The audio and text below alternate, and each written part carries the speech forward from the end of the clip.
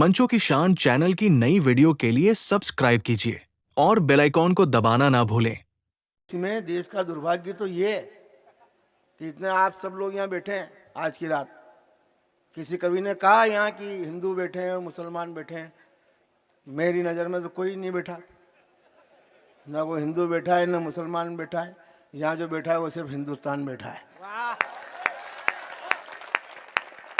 आप हिंदू मुसलमान की नज़र से देखते क्यों? सही बात। संकट तो यहाँ फंसा पड़ा है, इंसान की नज़र से नहीं देख रहे हैं।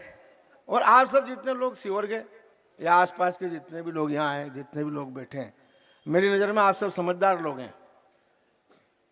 आप यहाँ क्यों बैठे हैं ये आपको पता है, क्योंकि आप समझदार लोग हो। आप यहाँ काहे की जन्म दिवस मनाने के लिए, कवि सम्मेलन सुनने के लिए आप लोग यहाँ बैठे हैं। लेकिन देश का दुर्भाग्य ये है कि एक आदमी 10 साल तक दिल्ली में बैठा रहा, उसको 10 साल तक ये पता नहीं चला कि मैं यहाँ क्यों बैठा हूँ। वो तो 11वें साल में कोयला घोटाले की फाइल गई और सुप्रीम कोर्ट ने कहा सरदार जी पधारो, तब उसको पता चला कि मैं यहाँ इसलिए बैठा रखा।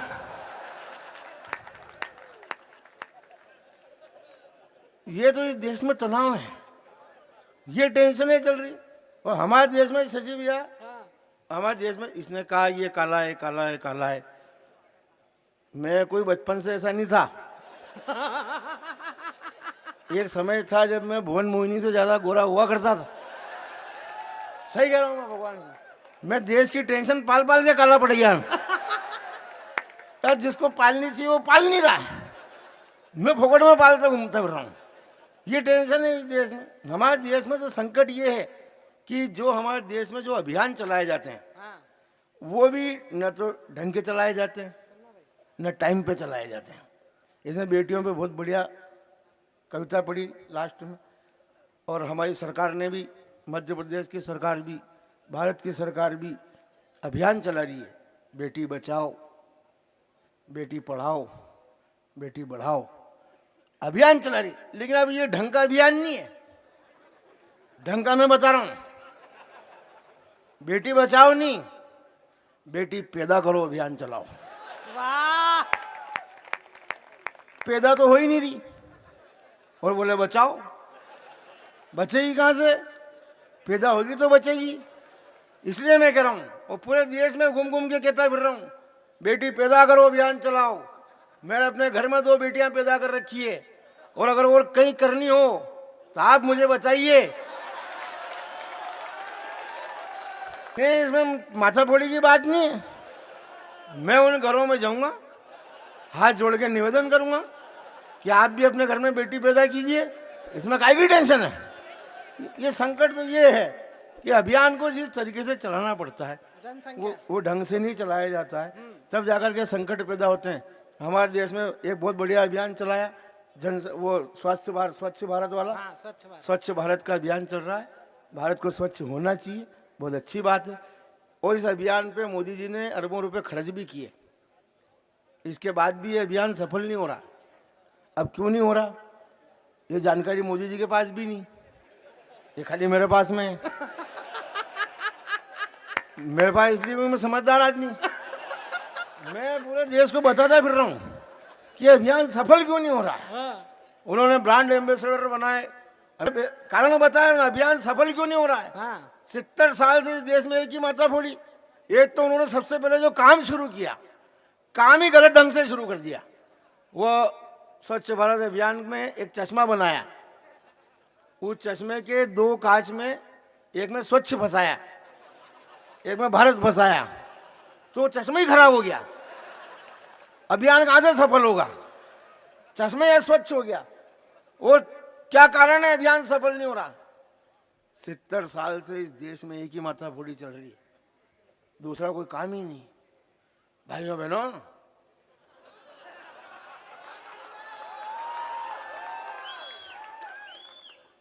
ये गांधी का देश है।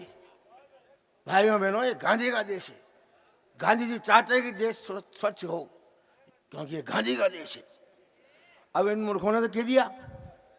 अब होता है क्या है कि आदमी सोचता है कि आज देश किसका है, और देश तो गांधी का है, फिर सफाई मैं काहे को करूं?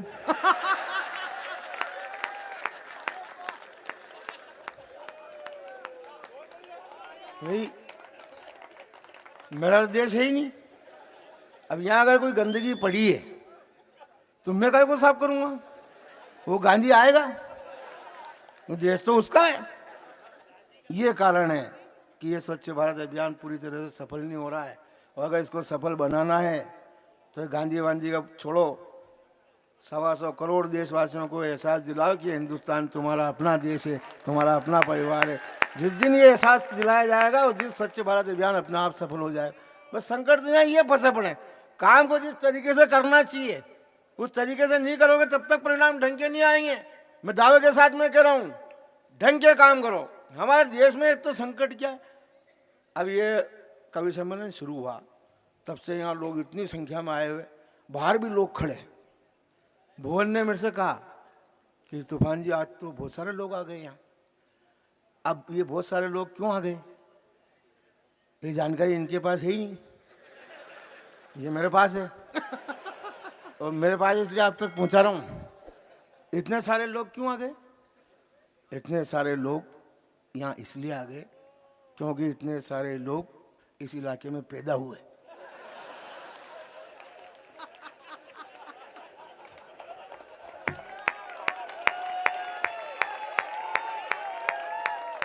पैदा हुए तो आ गए, नहीं होते तो नहीं आते। अब उसमें काय की टेंशन है? जनसंख्या। टेंशन ये नहीं है, इसमें टेंशन ये फंसी पड़ी है कि इतने सारे लोग पैदा क्यों हो रहे हैं। हाँ, संकट यहाँ है, पूरे देश का संकट यही है। सरकार परेशान है कि विकास की योजना आम आदमी तक क्यों नहीं पहुंच पाती, क्योंकि जिस गति से अपन पैदा हो रहे हैं वो खतरनाक है, उसको रोकना जरूरी है। सरकार सारे प्रयास कर रही है कि आपको बता रही है, साधन भी बता रही है कि आप ये करो, नारे भी लगा रही है सरकार, पहला बच्चा अभी नहीं, दूसरा बच्चा कब पहला पढ़ने जाए तब, सारे काम सरकार कर रही। इसके बावजूद भी लोग मान नहीं रहे, रात दिन लगे हुए हैं। अरे इससे संकट पैदा होता है। जब सरकार ने सारे काम कर लिए, उसके बाद भी जब बढ़ती हुई जनसंख्या नहीं रुकी तो सरकार के लोगों ने मेरे से संपर्क किया। मेरे से इसलिए किया, मैं समझदार आदमी हूं। बोले यार तूफान साहब हम सारे काम कर रहे हैं, इसके बावजूद भी देश की बढ़ती हुई जनसंख्या रुक नहीं रही, तो आप कोई समाधान बताओ। मैंने कहा ये बढ़ क्यों रही है, इसकी जानकारी है आपके पास? बोले साहब नहीं है। मैंने जब तुम्हें यही पता नहीं है कि ये बढ़ क्यों रही है तो रोकेंगे कहाँ से? सही बात। पहले ये पता करो कि ये बढ़ क्यों रही है। बोला साहब ये तो हमारे को पता नहीं है। तो मैंने जानकारी खोजी कि ये जनसंख्या बढ़ क्यों रही है। मैं उसके बढ़ने का कारण बताता हूँ आपको। हमारे देश की जनसंख्या दिन दुनी रात चौगुनी बढ़ क्यों रही? हमारे देश की जनसंख्या इसलिए बढ़ रही, हमारे देश के जितने साधु महात्मा संत मौलाना पीर फकीर, वो अपने प्रवचनों में एक बात रोज कहते हैं, और हमारे देश के कवि और शायर भी हैं कई जो अपनी कविता में शायरी में एक बात रोज कहते हैं। क्या कहते हैं ये? कि माँ बाप जो होते हैं वो भगवान से भी बड़े होते हैं। माँ बाप का दर्जा भगवान से भी बड़ा होता है। तब इन मूर्खों ने तो कह दिया। अब होता क्या है कि जैसे ही लड़का लड़की शादी करते हैं, वो शादी करते ही अपने मन में विचार करते हैं कि अपने को भगवान से बड़ा बनने के लिए क्या करना चाहिए।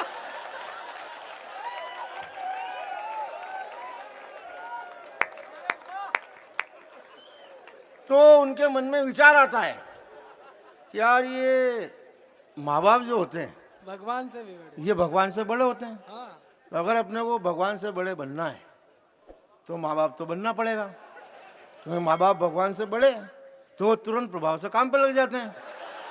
बोले यार माँ बाप तो बनो। एक तो ये टेंशन, दूसरी टेंशन एक माथा फोड़ी और है इसमें। हाँ, इन महान लोगों ने ये भी कहा कि बच्चे जो होते हैं वो भगवान का रूप होते हैं। अब टू इन वन आनंद एक साथ भगवान पैदा करने का सुख और भगवान से बड़े बनने का सुख। अब दो दो आनंद जहाँ एक साथ आए वहाँ कौन चुके, तो सारे लगे हुए हैं। और हमारे बीच में मेरे प्रिय भाई हाशिम फिरोजाबादी बैठे हैं, यहाँ भी कई मेरे मित्र बैठे हैं। आपके समाज में ऐसा कहा जाता है कि बच्चे जो होते हैं वो खुदा की देन होते हैं। अब वो खुदा की देन होते हैं तो ये भी दनादन दिए ही जा रहे हैं, कोई रोकने का नाम मिल रहा है। अरे बोले दो, ये तो खुदा की देन है, ये माता फोड़ी है। इस वजह से देश की जनसंख्या बढ़ रही है, और कोई कारण नहीं है, बस यही काम है। और मैं कह रहा हूँ, सबको कह रहा हूँ कि ये अगर जनसंख्या बढ़ती हुई रोकनी है हाँ, तो ये माँ बाप की तुलना किसी के भी साथ करनी बंद करो। कोई भगवान नहीं होते हैं, माँ बाप सिर्फ माँ बाप होते हैं। और बच्चे भी कोई खुदा की देन नहीं होते हैं, ये खुद की देन होते हैं। आप सीओर के ब्रांड नेम में देना सीओ विधानसभा।